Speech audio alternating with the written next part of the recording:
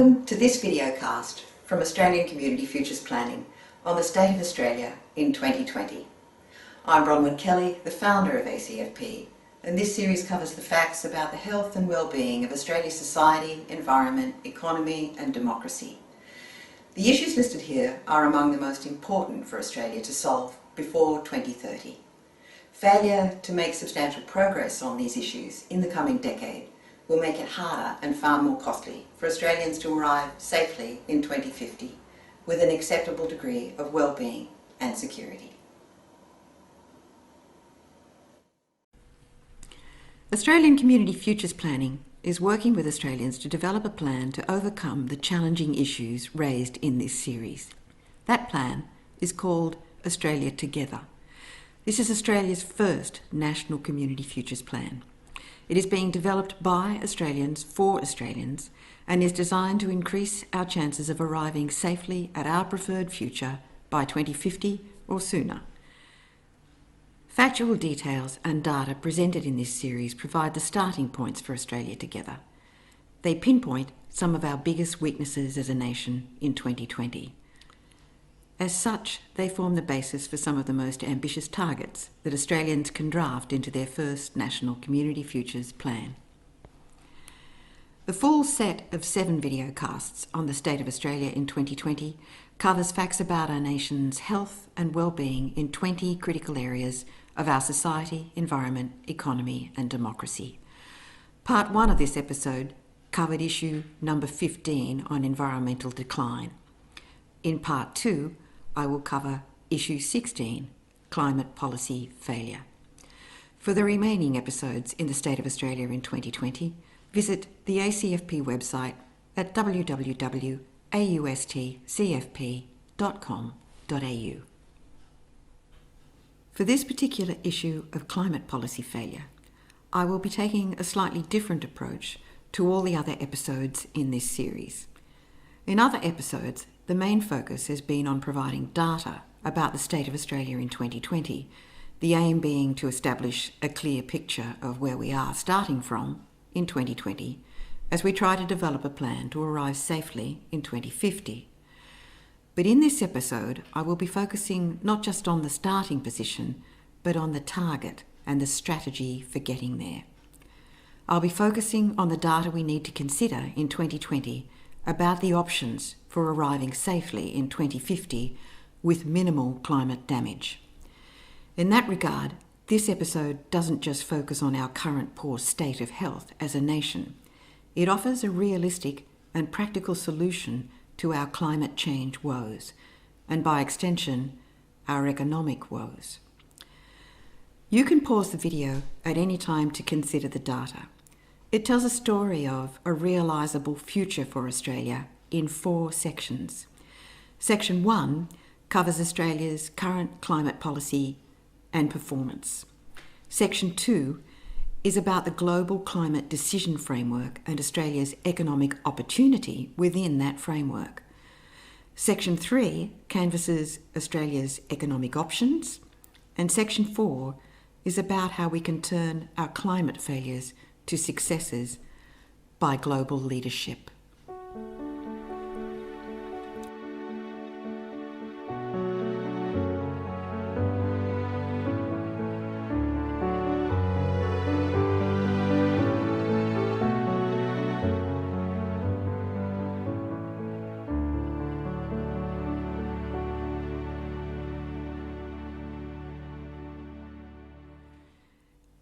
In the first episode in this series, I said that Australia is fortunate in that we are not at war on our soil. I was wrong. We, or at least our politicians, are at war on our soil over climate policy.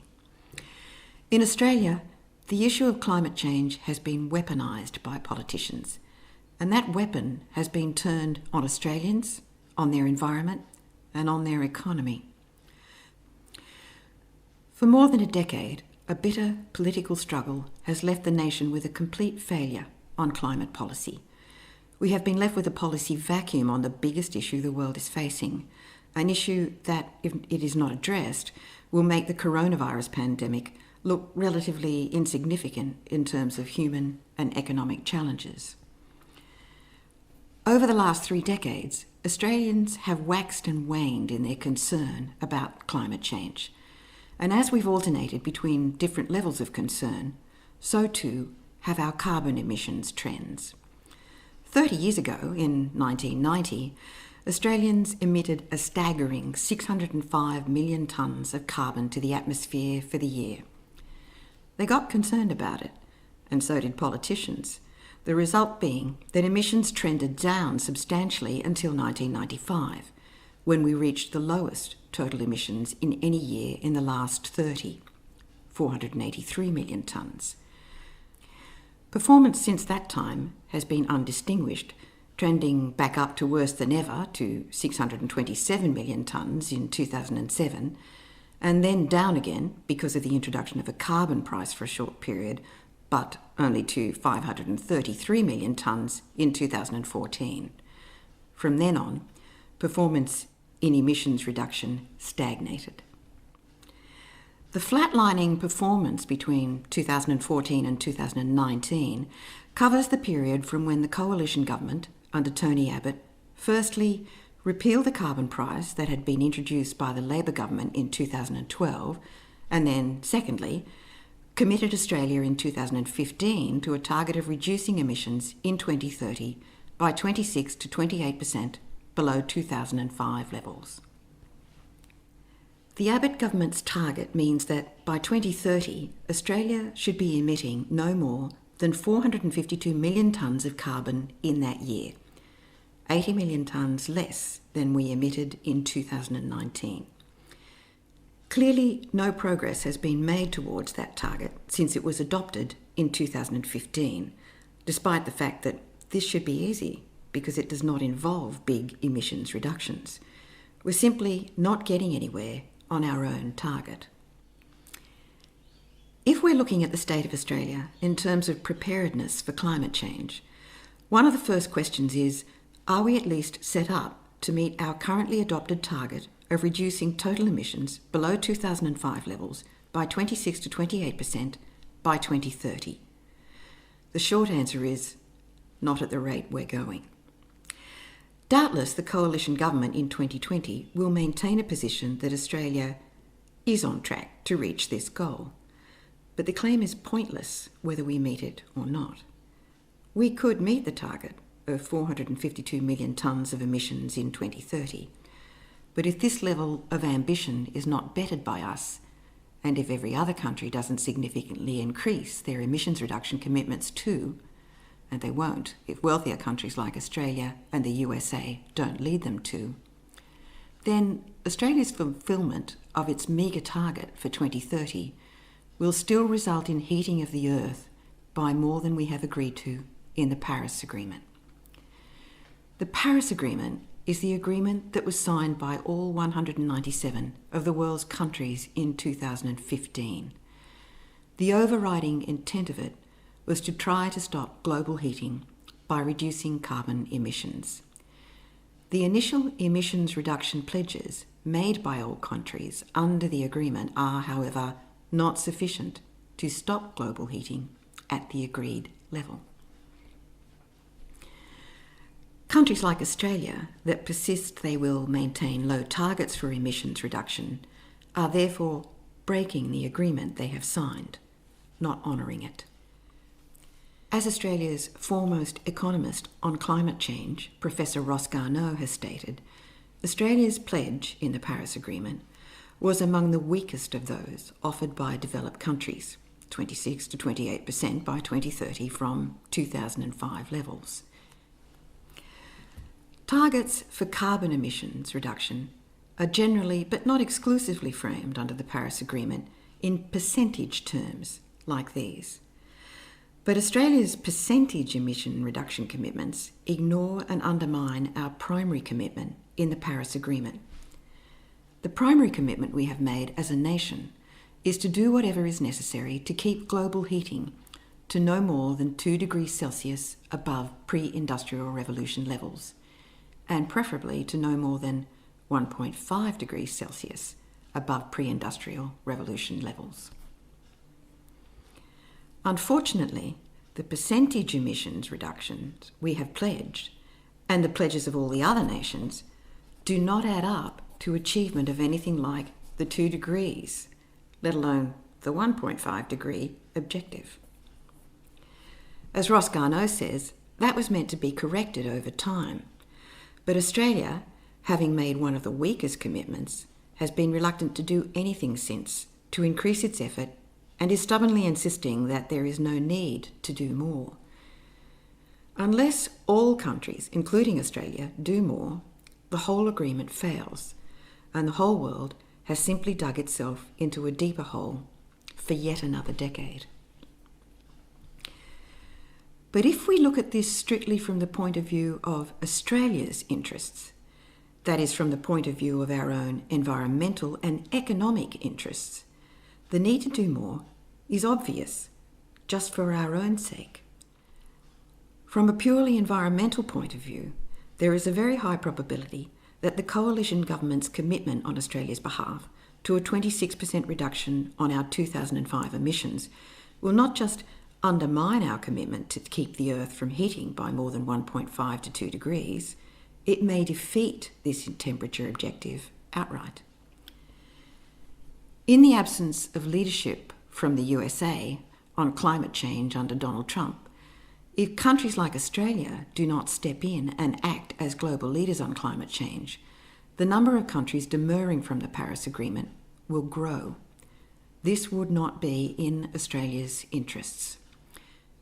If we don't increase our ambition and take a stronger global leadership role on climate change, Australia will become one of a number of nations accelerating the world towards heating by more than 4 degrees Celsius. As a nation, we have recently seen what just 1 degree of heating can do in droughts, bushfires, inland river fish kills, coral death in the Great Barrier Reef, and the largest rate of mammalian species extinction in the world. Multiply that heating by a factor of 2 or 4, and we may imagine the devastation. But from the point of view of Australia's economy, the low level of ambition on emissions reduction is no less destructive than it is for our environment. Getting the maths of our percentage reductions to add up to a halt on global heating is inextricably bound up with getting our economy going again. With higher levels of ambition in emissions reduction, we can significantly increase our chances of economic growth.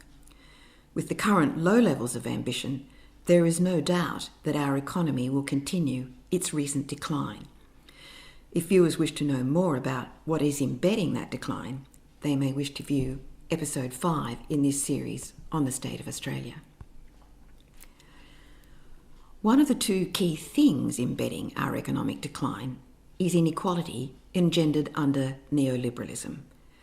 But the other things making our economic struggle harder, not easier, in 2020 are our failure to increase ambition on carbon emissions reduction, our failure to switch to a decarbonised economy, and our failure to reintroduce a carbon price. A price on carbon would enable us to earn money for Australia by replacing fossil fuel exports with clean fuels, carbon farming, and carbon credits exports. These climate policy failures will accelerate our currently embedded economic decline. Because our economy is at that point in its life cycle where it is about to fail, and because we need to recognise that one of the 2 big reasons it is about to fail is carbon, Australia needs to work out what it's going to do about carbon. It's time for a stock take on how much stock of carbon we have left before we spiral our economy into completely unnecessary and quite easily avoidable decline. As a nation, we need to do the maths on emissions reductions necessary to maximise our chances of staying below 1.5 degrees of heating before it's too late to avoid that heating which will cost us much more to live with than it does to prevent. Our economy is definitely going to be better off if we can do that, and if we can lead the world to do their bit too.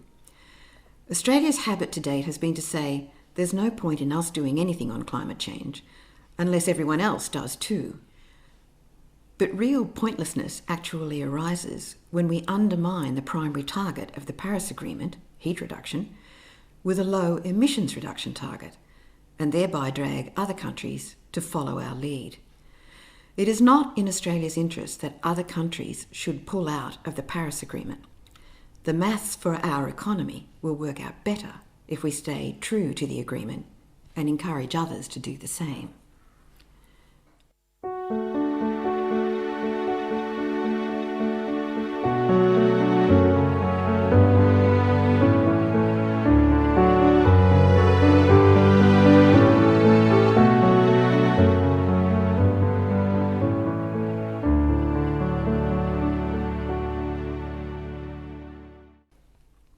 So, how should we review whether we're setting ourselves up with the best chance of growth in both our economy and in environmental capital? The two must go together, and in fact Australia's economy will not grow if our stock of environmental capital declines. The best place to start, of course, is to review our current emission reduction percentage commitments and then to check whether they give us the best chance for a brighter future. Do they give us the best chance of meeting the temperature commitments of the Paris Agreement? If they don't, they will ruin our economy.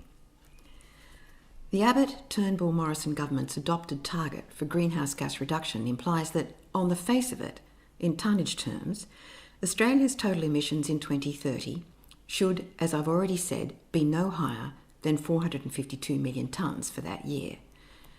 That's a 26% reduction on the tonnage we emitted in 2005. However, that is only on the face of it. In reality, there is a limit to the total amount of carbon that can be emitted to the atmosphere and allowed to accumulate in it before Earth's average temperatures rise by more than 1.5 degrees. The federal government would prefer that when thinking about the best targets, Australians should focus on emissions percentage reductions, and the coalition would prefer Australians to judge each political party's commitment to their best interest in terms of whether we can afford higher percentage cuts to emissions. They hope the majority of Australians will infer we can't afford the bigger emissions percentage reductions. But they are doing Australians no favour here, because percentage targets are a distraction from the thing we really should be focusing on. The real problem is the total tonnage of carbon we and other countries are still allowing ourselves to emit between now and 2030. Because carbon doesn't disappear from the atmosphere at the end of each calendar year, in fact, in the main it stays there for hundreds of years, the truth is that the cumulative emissions tonnage is the real target we need to focus on, not a distant target for an added emissions load in a single year a decade hence. The atmosphere can only take so much more carbon load in total before it starts locking in more and more heat, refusing its escape. Because of this, it will not be sufficient to keep the temperature rise at 1.5 degrees Celsius if we simply emit any amount of carbon we like each year until 2029 and then suddenly drop in 2030 to an annual emissions load that is 26% below the total emissions in 2005. Nor will it be sufficient to stave off doing anything to reduce emissions and then suddenly in 2040 or 2050 decide to drop to net zero. By then, we will have added too many tonnes to stop the heating. Because this is the physical reality, we need to determine the total volume of carbon we can still safely emit to the atmosphere before we will hit the point where we lock in heating above 1.5 degrees. We need to give ourselves a budget of safe carbon emissions, and this needs to be calculated as a total permissible tonnage, a tonnage ceiling. Once we have worked that out, we can then think about the percentage reductions or volumetric reductions we want to make and the years in which we want to make each of them in order to stay under the ceiling. At the moment, we're doing it all the wrong way around. If we try to stop the heating simply by saying we will reduce our current emissions by a percentage over the decade, we are certain, unless we pick much bigger percentages, to find ourselves exceeding the budget and bursting through the ceiling very quickly. And if indeed Australia is still stuck at the point where we have met our target for a 26% reduction on 2005 emission levels by 2030, we will find that we have consumed far too much of the budget of carbon we have left for a safe and healthy future. We will also find we have simply caused more heating than our children can afford to deal with. How do we know this is so? How do we know that reducing our emissions to 450 million tonnes in 2030 will consume too much of the remaining carbon budget? We can start by understanding more about how much of the world's total remaining safe carbon budget Australia is jostling to consume. From there, we can estimate the increased risk we are exposing our own children to. Currently, we might reasonably assume that the Australian government is jostling in international negotiations to allow Australia to emit another 5,372 million tonnes of carbon in the coming decade.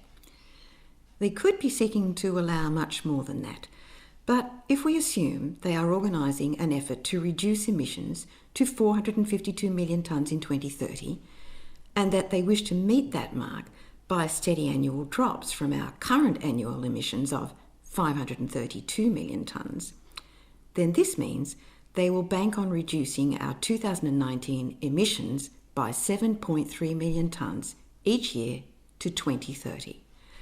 But how much carbon do we still add to the atmosphere in total if we support that path to the 452 million tonne target in 2030?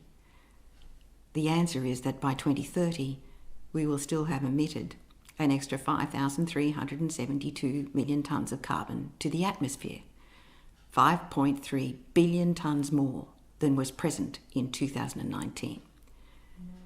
It could be up to about 500 million more tonnes than that if the government chooses to do nothing in emissions reduction, but we might just work on the lower estimate for the moment. How much of a safe carbon budget will we have consumed if we do in fact emit an extra 5.3 billion tonnes of carbon to the atmosphere over the decade to 2030? Will we have gone through pain and spent a lot of money reducing emissions and still not have stopped the heating? Is 5.3 billion more tonnes too much? The answer depends in part on what the rest of the world does. It depends in part on whether Australians think that the rest of the world should emit much less so that we can safely emit this amount. This is true because there isn't enough left in the total global carbon budget for every country to emit as much as they have thus far said they will emit under the Paris Agreement. The fact is, if the whole world sets up emissions reduction targets like Australia's and refuses to do more, then it is a certainty that the global safe carbon budget will be blown and the Earth will proceed on a path to 4 degrees of heating. This is why the United Nations and the World Meteorological Organization have been saying that the world needs to seriously ramp up its emission reduction efforts. It is why the UN has said we need to at least triple our present commitments. Current emission reduction commitments declared nationally by all parties to the Paris Agreement are simply too low to prevent the Earth heating by more than 1.5 degrees. They have us on a path to 4 degrees by the end of the century or sooner. The level of global ambition needs to be roughly tripled to align with the 2 degree sea limit and must be increased around 5-fold to align with the 1.5 degrees sea limit. To stop the heating, the whole world has to take on more than it is offering to do at the moment. Otherwise, our effort and expense is wasted. We still encounter runaway global heating. Much of the political argument about this revolves around the idea that Australia is a small carbon polluter and others should therefore do more in emissions reduction than us. We are frequently told that Australia emits only 1.3% of the world's carbon. Based on the latest figures, we are probably emitting around 1.5% of the total annual global loads. if we exclude our exports of fossil fuels. If we include these exports, we're probably responsible for more like 4% of the world's emissions. But focusing on what is emitted in Australia by Australians, we're emitting about 1.5% in our domestic activities. That's based on reports that the world emitted 36 billion tonnes in 2018 and Australia emitted 532 million tonnes of carbon in that same year. On a per capita basis, we are the highest carbon emitters in the world. But let's stay steady looking at the global challenge for the moment and figure out whether it is reasonable and sensible for Australians to allow themselves to emit another 5.3 billion tonnes of carbon to the atmosphere by 2030. To figure out for ourselves whether this is reasonable as a global citizen and safe for our children, we need to understand just how much carbon the whole world can emit before we lock in more than 1.5 degrees of heating. The Intergovernmental Panel on Climate Change, the IPCC, has worked this out. In early 2018, the IPCC estimated that the remaining global carbon budget for capping heating at 1.5 degrees was about 420 billion tonnes of carbon. Alas, with the passage of time and uncurbed emission rates, that has now dropped to just below 350 billion tonnes. That's how much the whole world can still emit starting from 2020 in total before we all tip over the 1.5 degree heating threshold. This 350 billion tonne ceiling is based on a 67% probability that limiting further emissions to this level will keep heating below the 1.5 degree threshold. There's a 33% chance it won't. In any case, though, current global emissions are about 36 billion tonnes per year. So if the whole world keeps emitting at an annual rate of 36 billion tonnes, and we show no signs of stopping, the global budget will be blown in less than 10 years, whereafter the whole world would need to be ready to switch immediately to net zero emissions to keep the temperature rise from exceeding 1.5 degrees. In short, if all countries keep doing what we're all currently doing, it's game over in temperature terms in less than a decade. The first thing to note here is that there is no reason to want to do that to ourselves, because as we rise above the 1.5 degree heating threshold, the cost of dealing with that gets completely out of control and is going to be far greater than the cost of preventing the heating in the first place. In Australia's case, the University of Melbourne has worked out just how much more it will cost us if the global community stays on its current emissions path. They've calculated the potential cumulative damages from climate change to Australia at current global emissions patterns as 584 billion in 2030, 762 billion in 2050, and more than 5 trillion in cumulative damages from now until 2100. These cost estimates are conservative. They exclude the bulk of costs of floods and bushfires, pollution, damage to environmental assets, and biodiversity losses. Conversely, the national costs of what these researchers have called effective emissions reduction, based on a carbon price or renewable target, are estimated at only 35.5 billion from 2019 to 2030, or 0.14% of cumulative GDP, a negligible impact. What is being made clear here is that no matter what we do from here on in, it will cost us. It will cost us at least 35.5 billion to 2030 because we have done nothing. We should have started 2 decades ago if we wanted this to cost Australia nothing in the 2020 decade. And I should stress that this comparatively low estimate of our impending losses this decade is a minimum.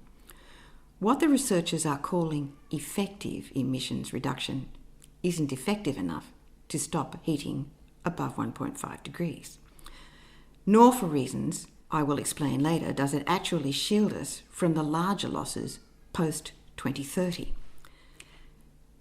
Nevertheless, overall, the costs of emissions reduction for Australia are far less than the damages arising from inaction, even with modelling underestimating damages from climate change and overestimating the costs of emissions reduction. And of course, the picture is the same if looked at globally. It's far cheaper to prevent than cure. What this confronts us with is the fact that all nations would be far better off by committing to achieving net zero emissions sooner rather than later. But once we begin to think of it like that, it quickly becomes an opportunity. Every smart country should be calculating how much it's going to cost them to get to net zero and what it will cost them if they don't get there. But the best date to get there is already clear. Because going above 1.5 degrees increases the total costs of managing climate change well beyond the mere cost of reaching net zero before we blow the carbon budget, we can be certain that the best date to get to net zero is going to be the day before we breach the 350 billion tonne mark for global carbon emissions. In this particular pattern of carbon budget consumption, our current pattern as a global community, that day is somewhere in 2029. This is probably pretty scary, but it is useful in that it gives us an early indication that plotting a course to achieve net zero by 2050 is extremely unlikely to work. It certainly won't work at our current rates of consumption of the remaining carbon budget.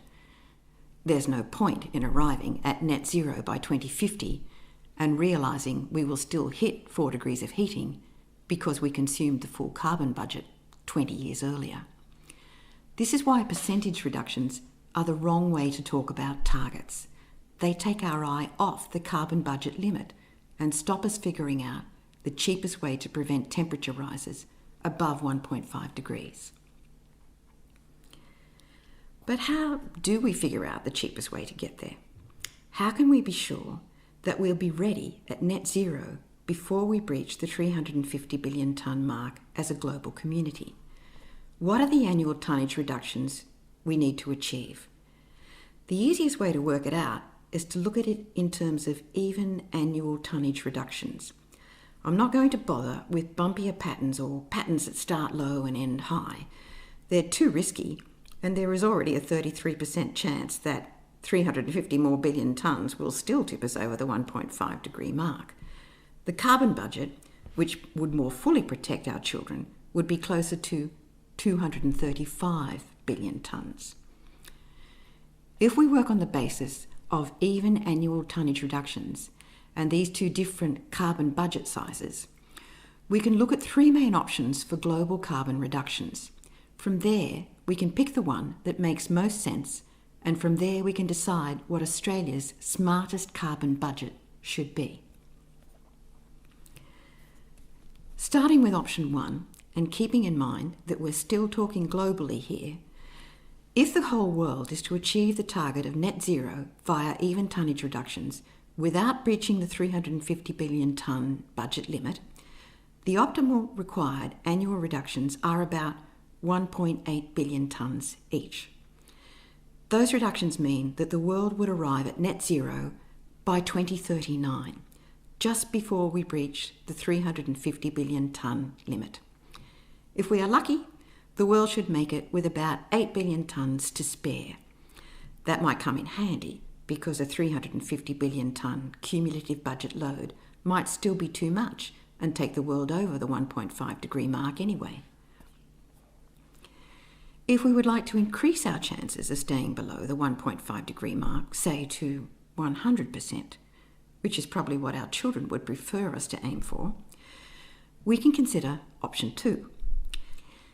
In that option, we should assume that the real total emissions tonnage limit is more like 235 billion tonnes, 33% less than the 350 billion tonne allowance, which gives us only a 67% chance of staying below 1.5 degrees. If we adopt this tighter 235 billion tonne budget, then the optimal required annual tonnage reductions rise from 1.8 billion tonnes to 2.7 billion tonnes per annum.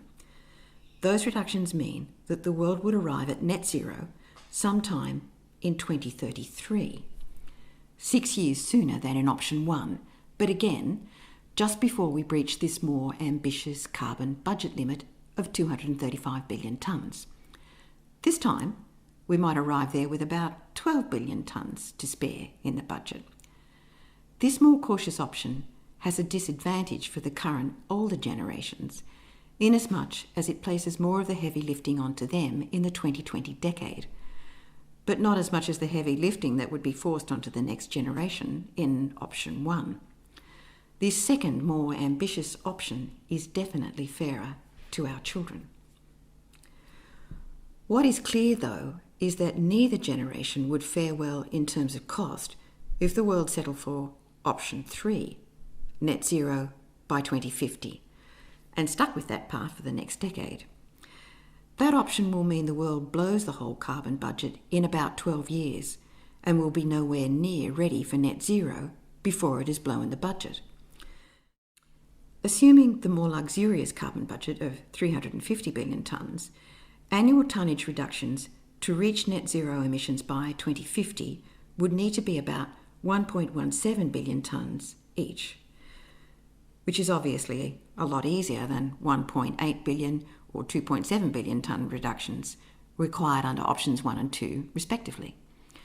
But this slow option 3 reduction pattern adds way too much carbon to the global load and breaches the 350 billion tonne limit way too early, almost 20 years before net zero is reached. So it defeats the temperature objective. If we prefer the low-risk carbon budget of 235 billion tonnes, option 3 breaches that budget in 2027, 23 years before we reach net zero. Economically, it makes no sense to do this to ourselves. It presents us with the biggest back-end bills, insuperable bills for our children. The only viable options from both an environmental and economic point of view are options 1 and 2. The soundest approach is a choice between these. Both options work, but option 1, with a bigger budget of 350 billion tonnes of carbon, puts more burden on the next generation and binds us into quite significantly greater risk of breaching 1.5 degrees. On the other hand, the tonnage reductions are easier. Option 2 puts less risk and less cost on both the current and future generations. It involves a fairer sharing of burden between us and our children, and much less risk of going above 1.5 degrees. On the other hand, the tonnage reductions are harder. On balance, option 2 would be safer for everyone, and probably a lot cheaper in the long run, even though it would involve higher upfront expenditures in emissions reduction for the current generation. The fossil fuel industry would be the only sector of the world's economy that would benefit more from option 1. A preference for option 1 asks our children to subsidise the fossil fuel industry for longer than is in their interests. Regardless of which option any Australian might prefer, what can we deduce from this understanding of the workable global budgets about the options for an Australian carbon budget? What is the budget of carbon and what is the tonnage emissions pattern that is capable of ensuring Australia reaches net zero the day before the world breaches the budget of emissions necessary to ensure we stay below 1.5 degrees of heating? That is, before we start to cost ourselves so much more to cure the problem than it would cost us to prevent it. Once we switch to talking about tonnages and carbon budgets instead of percentage reductions, the best options for Australia become easier to figure out.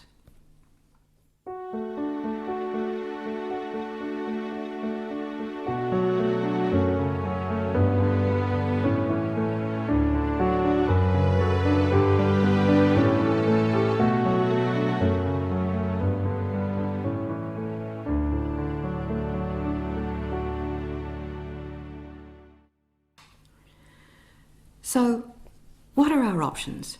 What is a reasonable and economically sensible carbon budget for Australia? What's our reasonable share of the remaining carbon the world can emit to the atmosphere before we tip over the 1.5 degree heat rise threshold? There are two viable options, although one has a greater chance of success than the other. In option 1, we can assume the world budget is 350 billion tonnes and that this will give us a 67% chance of keeping heating below 1.5 degrees.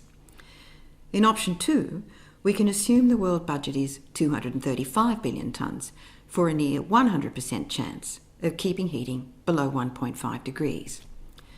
Australia is currently emitting 0.532 billion tonnes per annum, excluding the emissions from its exports of fossil fuels. On that basis, Australia is currently emitting around 1.5% of the world's added carbon budget each year. We might reasonably assume then, at least for planning purposes, that Australia would advocate the right to emit no less than 1.5% of the remaining global carbon budget, whatever the world decides that budget is. But to justify an assertion that we can continue to emit that much proportionally, Australia would need to accept, in good faith, as an honourable negotiator, that we need to arrive at net zero emissions, like everyone else, before the global budget is blown. How could it be fair otherwise? How would it be fair to say that we are currently emitting 1.5% of global annual carbon, but should now be able to take that as the minimum we should be allowed to emit? Or to put it another way, how would it be fair to claim we should be given the latitude to emit an even bigger proportion of the world's carbon pollution than we are currently emitting? Currently, the Australian government is hanging out for exactly that in international negotiation forums on the Paris Agreement. In fact, it is on track to hang out for the right to emit at least double our current proportional share of carbon pollution. But the likely share of the world's remaining carbon budget that could feasibly be corralled by Australia in negotiations is the 1.5% share. That means our reasonable share of the remaining global budget in tonnage terms is going to be no more than 5.25 billion tonnes of a 350 billion tonne global budget, and no more than 3.53 billion tonnes of a 235 billion tonne global budget. To argue that we should be able to emit more than this would mean that every other country would have to either reach net zero sooner than we do, or start removing existing carbon from the atmosphere so they drop into net negative territory to give us an advantage. That won't be accepted for several good reasons, and there is no point in pursuing it. It's just an expensive time waster.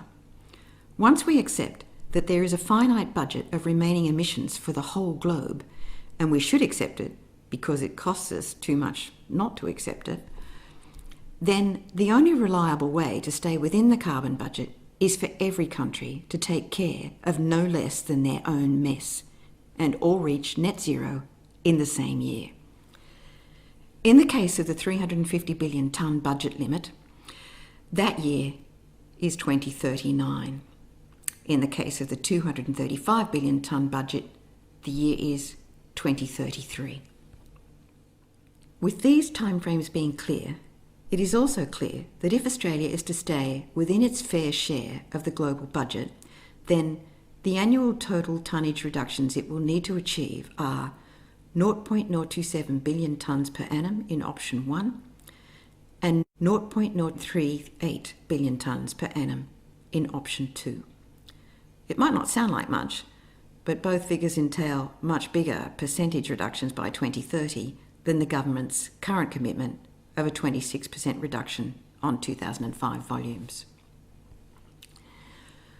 Option 1 represents a 55% reduction on Australians' 2019 emission volumes, and Option 2 a 79% reduction on 2019 emission volumes by 2030. Both options are a significant tightening of the 452 million tonne target the government is currently standing hard by in its 2030 commitment under the Paris Agreement. Option 1 concludes it is safe for us to allow ourselves to emit in 2030 only half the emissions currently being contemplated by the federal government for the 2030 year. Option 2 allows us to emit in 2030 only a quarter of what the government is planning to emit in that year. The current emissions target of 452 million tonnes for Australia in 2030 massively outweighs both safe budgets. Should Australia brazen it out as such an irresponsible and uncooperative global citizen for the coming decade, then we will have done ourselves no favours at all. There are, of course, other options for Australia. We might assume there is an option 3, which is for Australia to aim to achieve net zero by 2050. This is what state governments are currently aiming for, and within that target, some, such as New South Wales, are newly aiming to achieve a 35% reduction on existing emissions by 2030. It sounds good, at least it sounds better than 26% reduction, and of course it is. It also requires annual tonnage reductions of only 17 million tonnes a year instead of the 27 million or 38 million tonnes required for option 1 and 2 respectively. But if applied across Australia, it doesn't work. We cause ourselves more expense and still exceed both safe budgets for 1.5 degrees because we breach our 5.25 billion tonne budget limit in 2032 and our 3.53 billion tonne limit in 2027. So we reach net zero at least 18 years too late to keep the heating below 1.5 degrees, and maybe even 23 years too late if the world prefers a lower carbon budget, just to be on the safe side. Of course, there is option 4, which equates to sticking with the federal government's current adopted emissions reduction path of 26% by 2030 on 2005 levels. In option 4, if Australia gives itself a 5.25 billion tonne budget, we will have consumed that entire carbon allocation by 2029. We will have irretrievably caused the heating we are trying to avoid, because we will have run right over the feasible carbon budget and still not have reached net zero. In fact, if we stick with our current pledge of 26% below 2005 levels by 2030 and refuse to increase it thereafter, we will not get to net zero until 2062, 33 years after we've exceeded the 5.25 billion tonne budget. By the time we get to net zero in option 4, we will have run over that budget by a factor of almost 250%. We will have emitted 7 billion tonnes more than the budget permits and 9 billion tonnes more than the other budget option of 3.5 billion tonnes. Alas, both options 3 and 4 will cause Australia to breach safe carbon budgets, so they are of little utility in actually heading off heating, which is the sole point of the emissions reduction exercise. There is no financial sense in options 3 or 4. Australia would be far better off if it began championing option 1 now.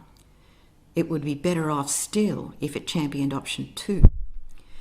If we can convince the world to adopt a global budget of no more than 350 billion tonnes of carbon, as in option 1, and that in good faith, under that agreement, we will commit to achieving net zero by 2039 and stay within our reasonable 1.5% share of the total global budget, then we will be better off financially.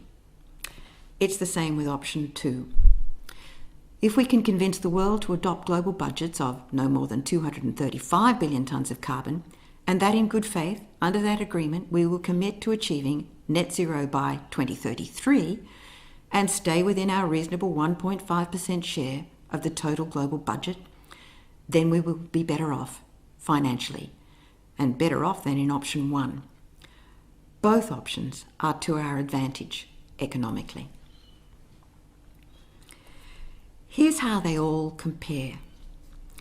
Options 1 and 2 seem tough because they require higher percentage emissions reductions and higher tonnage reductions than options 3 and 4. but they make it possible to stay below 1.5 degrees, which means they are the biggest money savers by far. They avoid the cost of the temperature overrun, which is massively larger than the cost of the emissions reductions.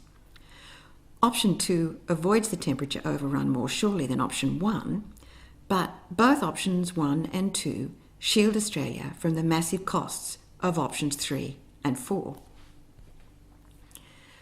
Options 1 and 2 also have an advantage in that we don't consume our reasonable share of the world's carbon budget before we have reached net zero.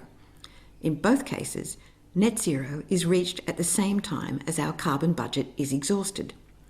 This actually gives Australia some very significant bargaining power in future Paris Agreement negotiations. If other nations see us offering to commit to this, they are likely to reciprocate by matching the commitment because they will have some greater certainty that any efforts to clean up their own mess will not be undone by other countries, including relatively big per capita polluters like Australia. If we can achieve that sort of stability in the Paris Agreement in this decade, this will in turn help Australia withstand pressure to adopt much tighter carbon budgets down the track. We can keep the carbon budget reduction path smooth instead of bumpy, and that definitely means a cheaper, more manageable path to net zero. By contrast, options 3 and 4 have nothing to offer Australia financially. They simply turn an opportunity to a loss, especially insofar as we don't come close to meeting our budget before we reach net zero. They look attractive because they offer low emissions percentage reductions over the next decade compared to the steep percentage reductions of options 1 and 2. But this is only politically attractive. Financially and economically, it is really unattractive.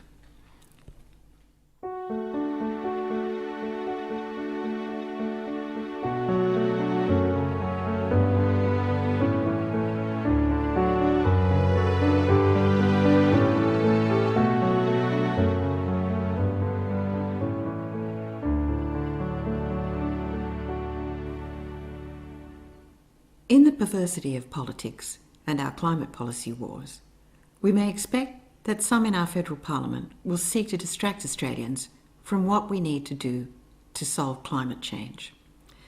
There are MPs from both the Coalition and Labor, and in both state and federal government, who will do this. In particular, we may expect them to continue framing the debate in terms of misleading percentage reductions, conducting a sort of Dutch auction in which lower and lower percentage reductions are offered to Australians in election pitches in the hope that people will vote for the party offering the lowest because they assume it is the least cost option, when of course the lowest emissions reduction efforts are actually the highest cost options. Moreover, that high cost descends on Australia before the end of the 2020 decade. As I've already mentioned, according to Melbourne University's Sustainable Society Institute, this cost can be reduced to $35.5 billion for the 2020 decade if we at least stick to our current pledge of 26% below 2005 levels by 2030, but only with a carbon price or a 100% renewables target, and only if the rest of the world doubles their current pledges. That better outcome for Australia only pertains if the government completely changes its negotiating stance in the Paris Agreement and its policies on carbon pricing and renewable energy targets, and if the rest of the world doubles its pledges. Without those policy changes, Australia's current emission reduction pledge simply locks in the bigger losses because it locks in heating of 2 to 4 degrees. The reality is that even if we meet Australia's current target for emissions reduction by 2030 and yet change nothing else, in other words, if we stick with option 4, we will lock ourselves into bills of hundreds of billions of dollars, thousands of billions, bills that have no end date in sight. This is a completely unnecessary and therefore truly rotten thing to do to Australians. And to get a sense of just how rotten it is, we might compare the loss we can expect in Australia by 2050 from carbon mismanagement with the loss we have just suffered in our GDP due to COVID-19. That loss, according to the nation's Treasurer Josh Frydenberg, has a starting estimate of $314 billion, depending on what we take into account. That's not the total loss to the economy for the public and private sector, but it's the part the government has tried to cover by taking on debt. As of September 2020, taxpayers have taken on debt starting at $314 billion to tide us and our economy over during the unprecedented disaster of the coronavirus pandemic.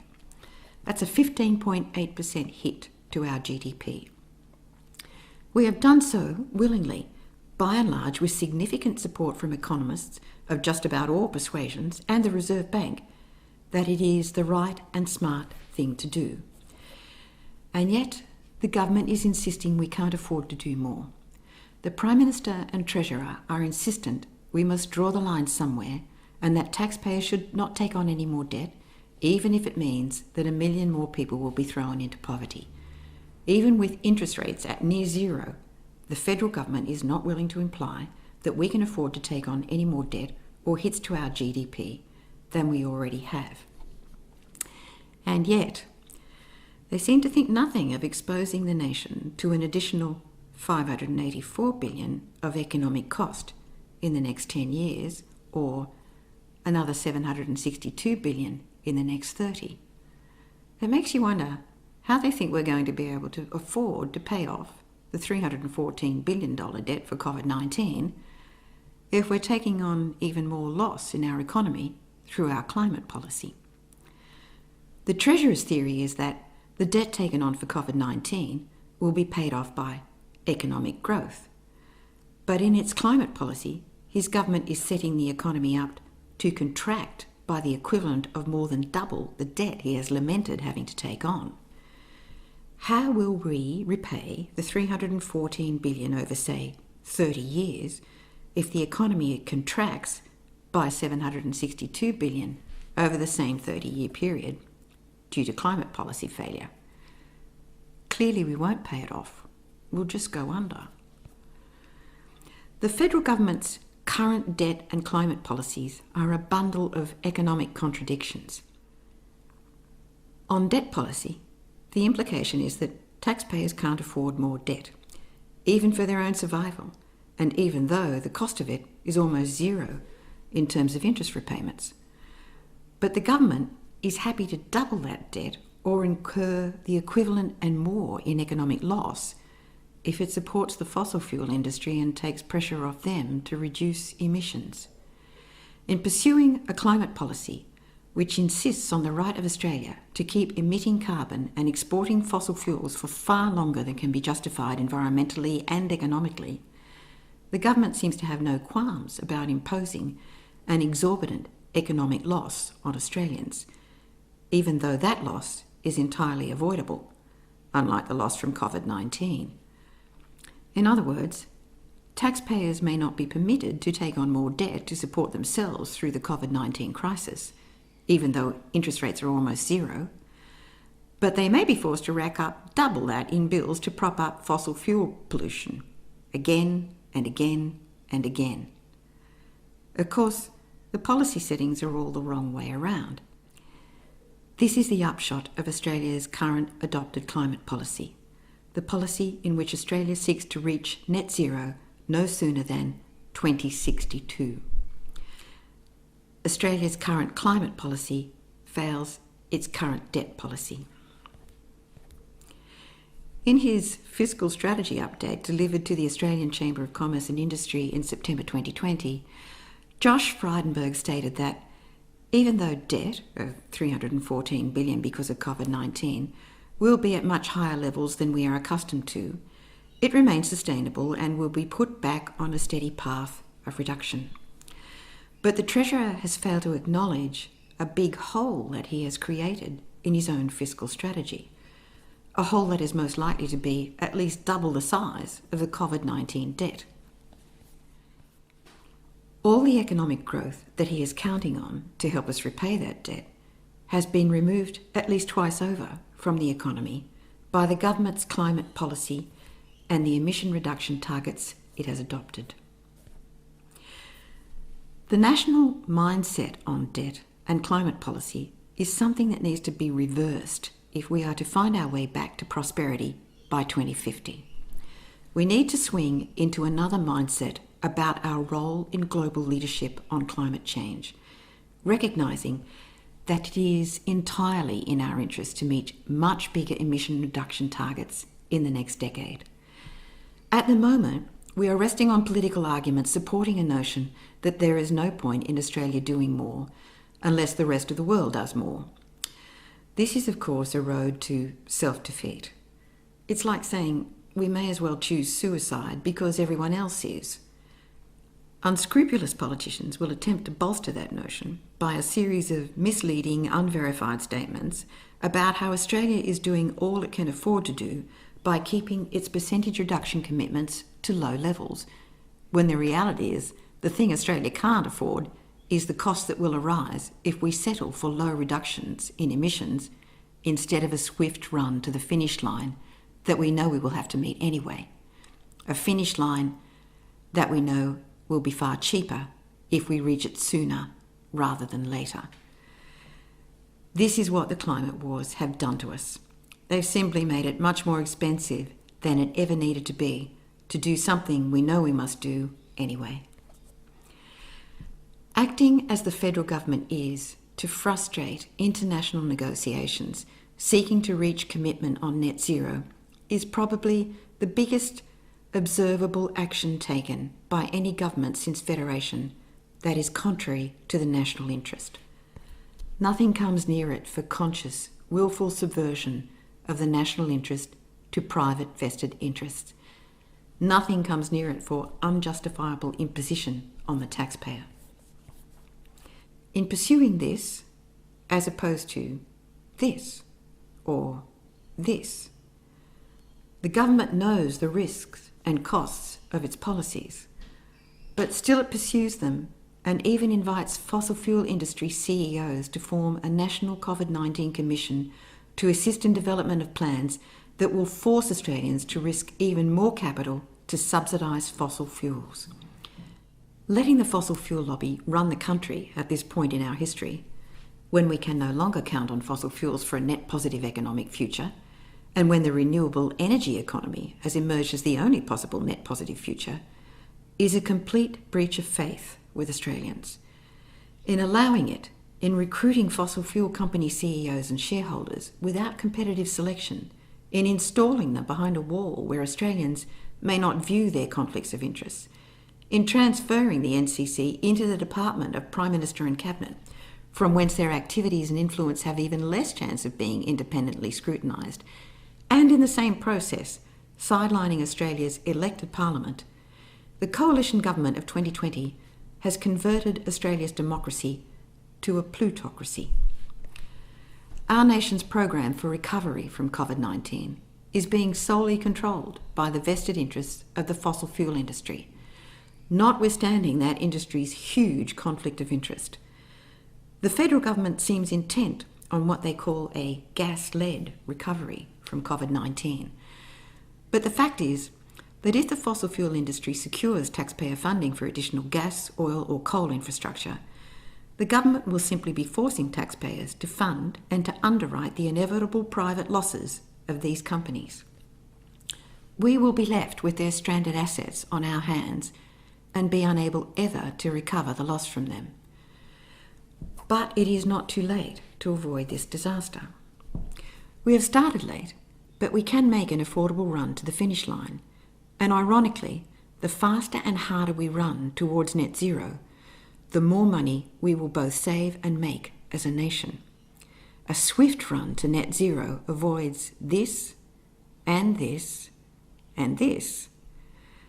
But not only is a swift run to net zero going to make it far easier for Australia to avoid these massive economic losses, we could, if we were sharp, set up our decarbonisation program to make money and maybe even more than offset our costs. The University of Melbourne's modelling indicates that no matter what we do now, we are probably going to see our GDP fall below where it should be if all of us are to maintain our current quality of life. This is because we have started our run to the finish line 20 years too late. But it is not too late for a country with Australia's resources to reverse the problem and make a virtue of necessity. A slow to moderate run to net zero, according to Melbourne Uni, is likely to produce a much smaller GDP loss than if we do nothing.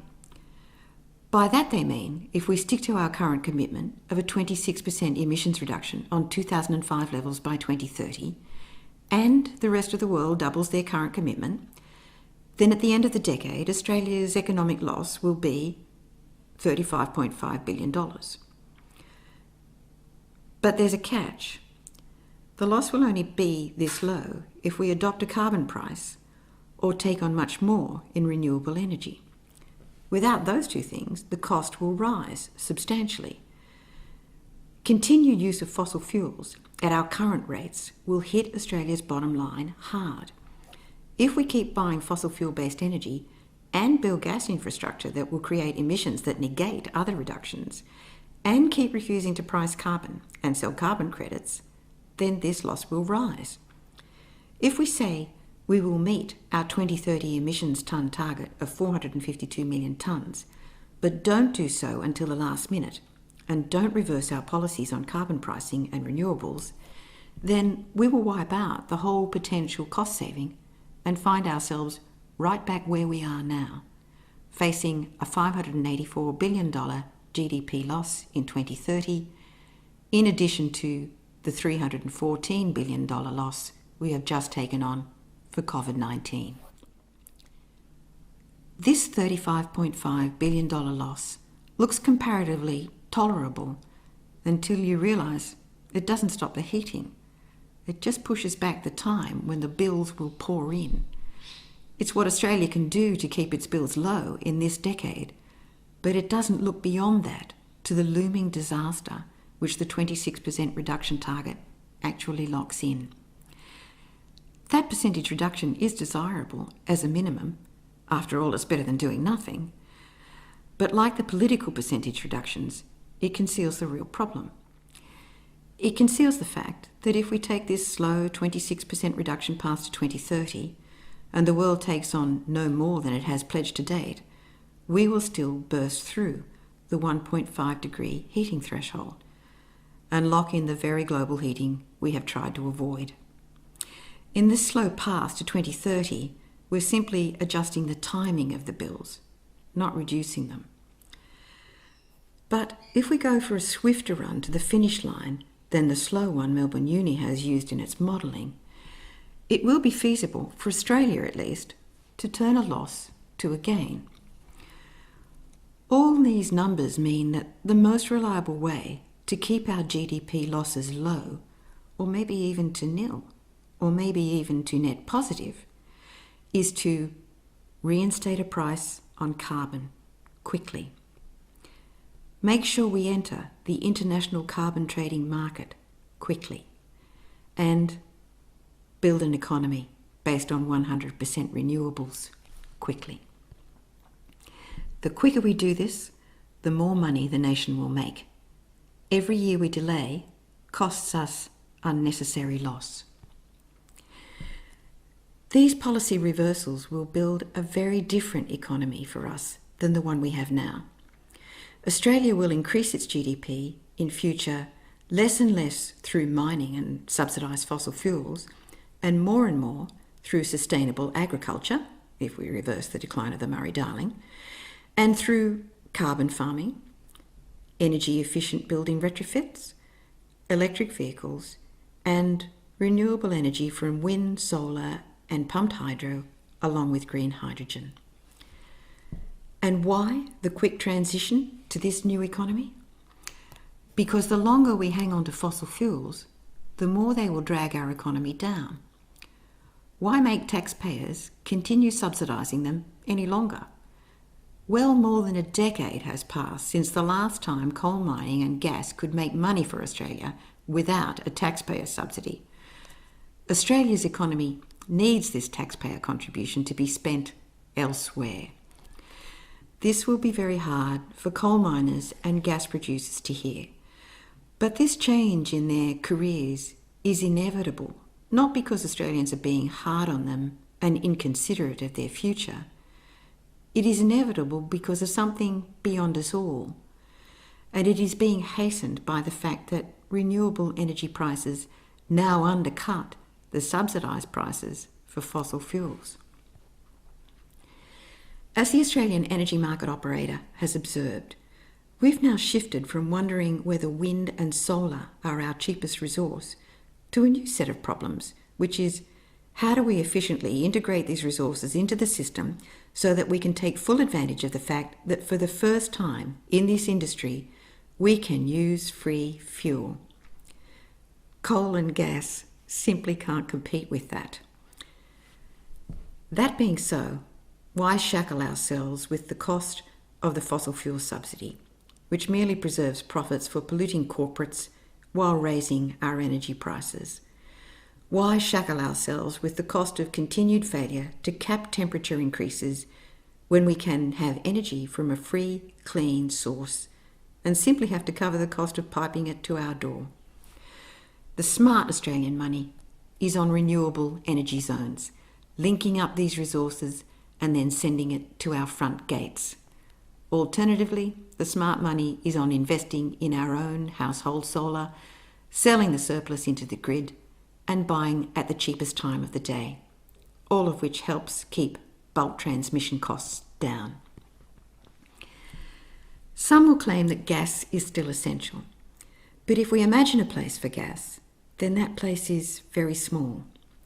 The Australian Energy Market Operator has produced an integrated system plan which shows that there is barely any need for gas and no need at all for coal-fired power.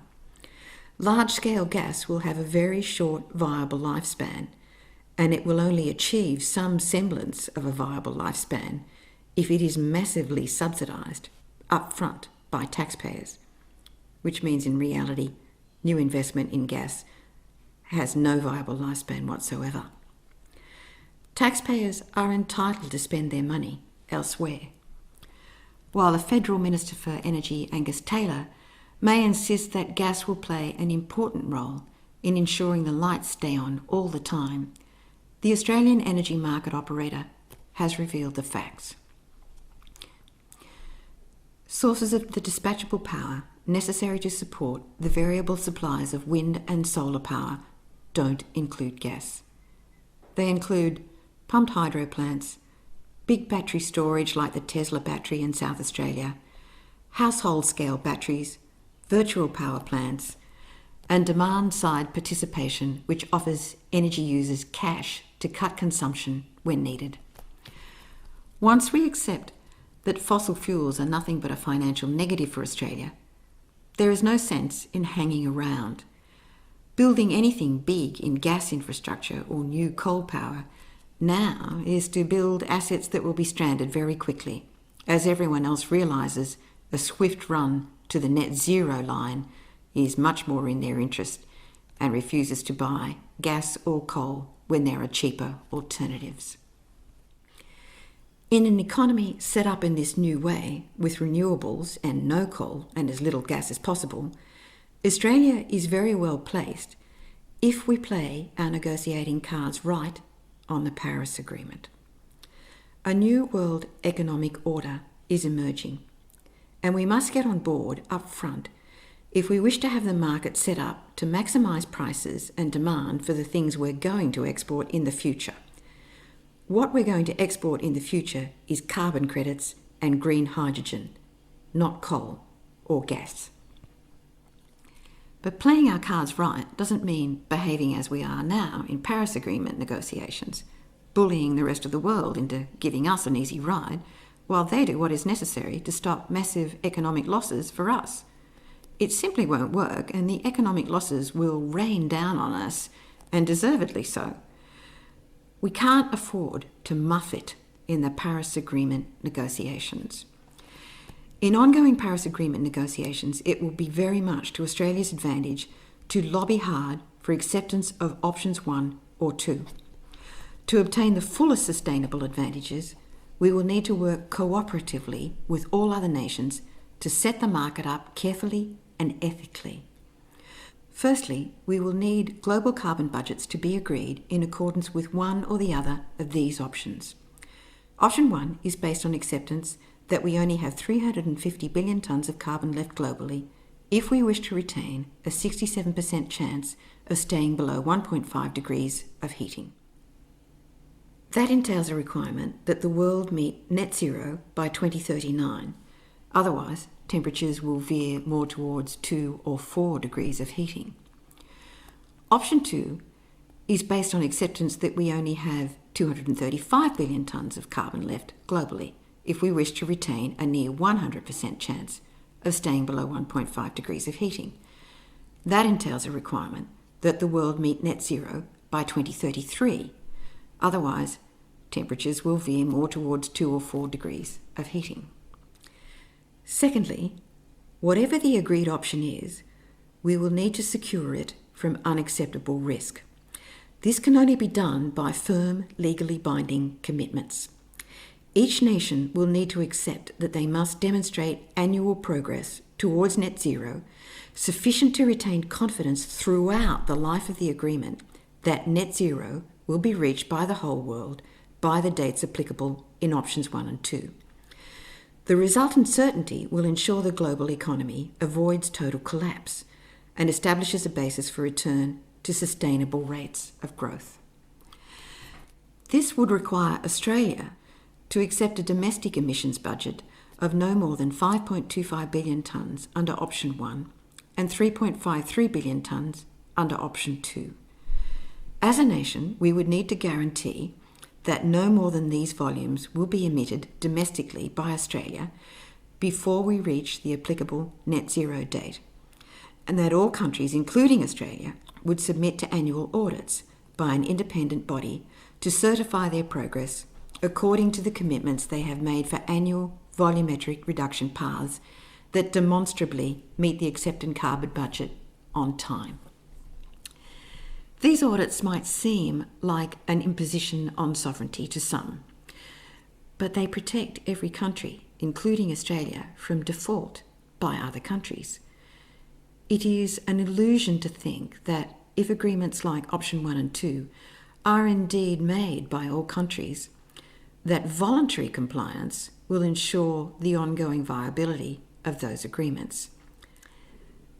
This needs to be a legally binding contract faithfully adhered to, sovereignty qualms notwithstanding.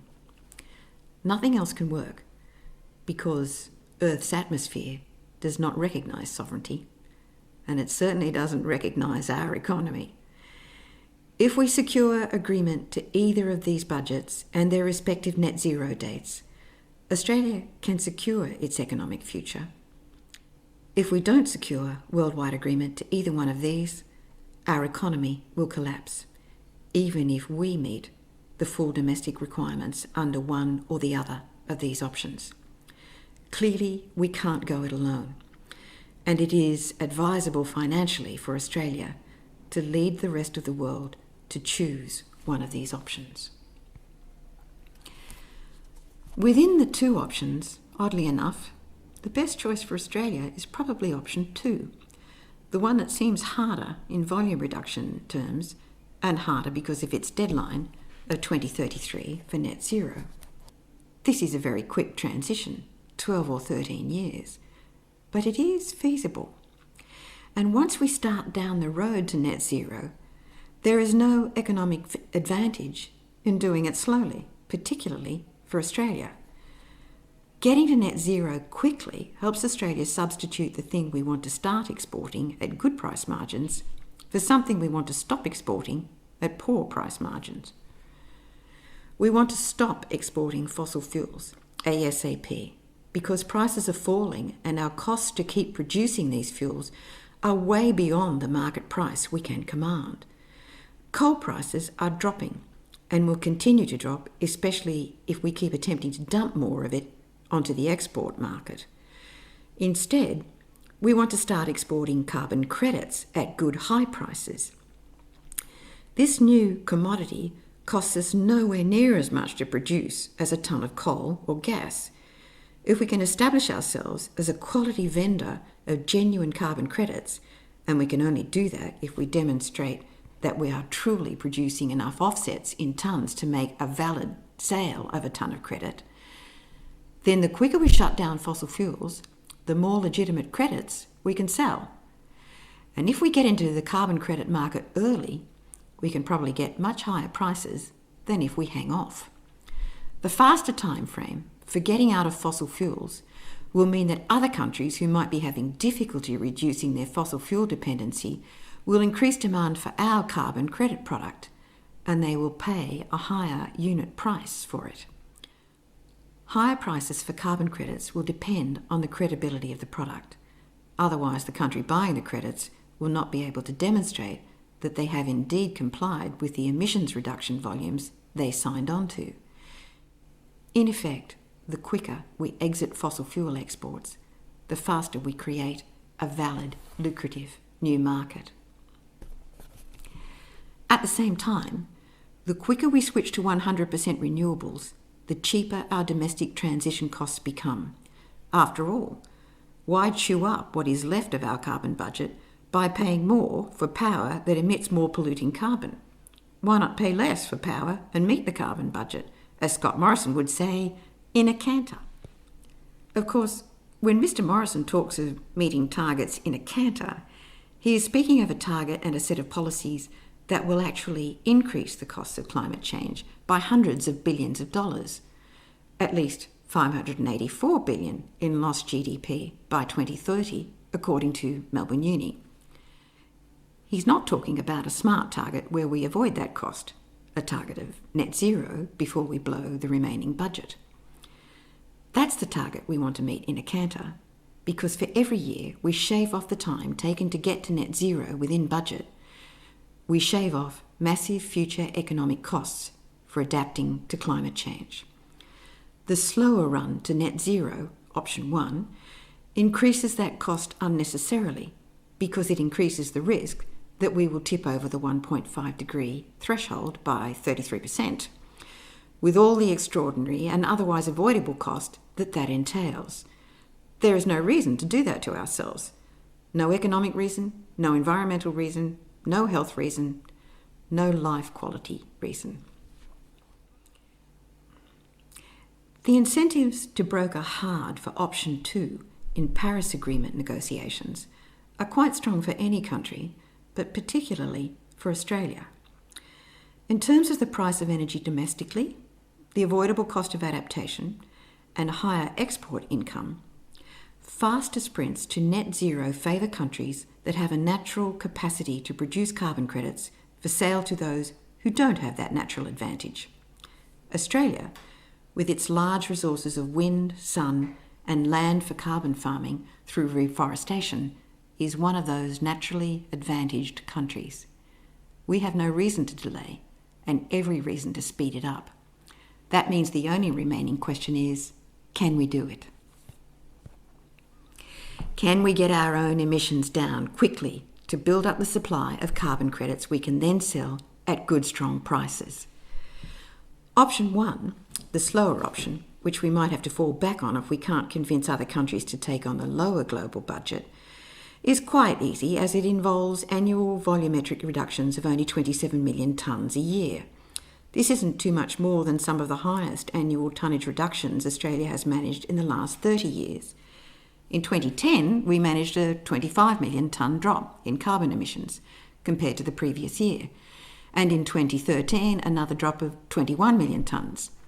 And back in 1992, we achieved a 61 million tonne drop in 1 year. In fact, in the 5-year period between 1991 and 1995, we averaged carbon emission reduction drops of 24 million tonnes a year. It can be observed that this was during a global recession, so from a carbon emissions perspective, there's a silver lining to global recessions like the one we're in now. They do a lot of work for us, although it isn't the ideal way to transition. The annual emissions reductions in option 2 are about 16% higher than the average of our best performance years so far. But there's a silver lining there too. It is cheaper to achieve these higher emission reduction volumes now than it has ever been. Reductions of the magnitude required in option 2, 38 million tonnes year on year, require a sharp phase out of fossil fuels. They have to be nil or close to it in domestic usage in 12 years, unless technology comes along to safely deal with their emissions. That technology solution is very unlikely to happen, precisely because it is cheaper not to use the fossil fuels at all. The government, with its National COVID-19 Commission, may force taxpayers to pay for this technology development, but that would be forcing taxpayers to throw good money after bad, and there is no guarantee that fossil fuel producers will actually develop the technologies. As Ross Garnaut has observed, despite the commitment of large financial support from the Australian government, the Australian coal mining industry hardly invested at all in the research, development and commercialisation of carbon capture and storage technology. They can't be trusted with more grants. In any case, compared to the expense of somehow storing emissions from mining, gas production and coal-fired power, it is simply cheaper not to use these fossil fuels in the first place. The market will almost certainly choose elimination of fossil fuel to get to net zero in preference to installation of expensive, unproven technology. This will pertain no matter how much the federal government attempts to divert funding from the renewable energy funds into propping up fossil fuels. If Australia persists with the federal government's currently preferred emission reduction targets and technology development policies, and if it persists with its antipathy to a carbon price and renewables, in other words, if the government insists on option 4, the upshot is that Australia's current declining economy will collapse before we've made ourselves a new one. Ross Garnaut likes to use the metaphor of crossing a bridge when he talks about what Australians can do in pursuit of that new economy, an economy and environment that he believes will be fairly messy for our children, but still somewhat manageable. He has isolated what we can do to get to a low-carbon economy, and it certainly is feasible. But something wider needs to occur if we're to cross Professor Garnaut's bridge and not find a completely unmanageable mess waiting for us still on the other side. That something is in our approach to global leadership on climate change. We have to extend ourselves beyond what we can do on our own turf. And if we're talking about policy settings for use in international negotiations, if we're talking about which world policy setting will work best for our future economic growth, I think the seafaring metaphor might serve well. Options 3 and 4 both drown Australia in economic loss. With them, it's as if we're sailing straight into a perfect storm, with the ballooning economic cost of inequality, born of neoliberalism, blowing straight towards us, followed closely by COVID-19, and just behind that is climate change. But if we turn the good ship Australia around right now and run in exactly the opposite direction, we can outrun that storm. If we throw the federal government's current emissions reduction targets and carbon price policies overboard, jettison the dead weight of our economy's dependence on thermal coal and gas, and put some wind in our sails, not just with renewable power, but with an enlightened understanding of what will provide the speed we need to outrun the storm, with that, we can arrive safely at our new economic landfall.